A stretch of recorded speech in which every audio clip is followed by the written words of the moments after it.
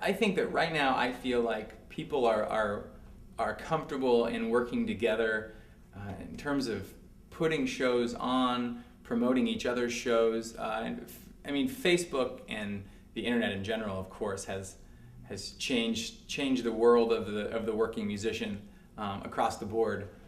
So locally, I think that everyone is just way more tuned in and connected with what's happening in the music scene because of, I mean, Facebook alone. I think. I mean, with creating events and making invites and posting things, and the way that it gets just spread out so quickly on that network, it just feels like people more often than not will say, "Oh yeah, you have that show coming up, right?" And it's just like, how would you know? Like, we haven't even put posters up yet, and people already know. So I think that it's letting people come together, even the people who aren't quite as active or proactive for themselves or for the scene in general.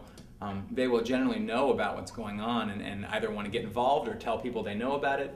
So I think that that, you know, in saying fully functional, I just mean that there are a lot of musicians doing a lot of really good things. It's not just like there's one band, two bands, three bands doing it.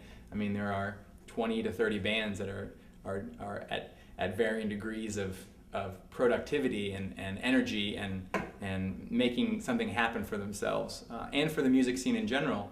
And in combination with people like Ward Gollings booking High Dive and Cowboy Monkey, and Seth Fine booking and running Pygmalion Music Festival, Jeff Brandt, owner of Exile on Main Street, having a record store owner like Jeff, in addition to the venues and the festivals and the other musicians, all the bands working.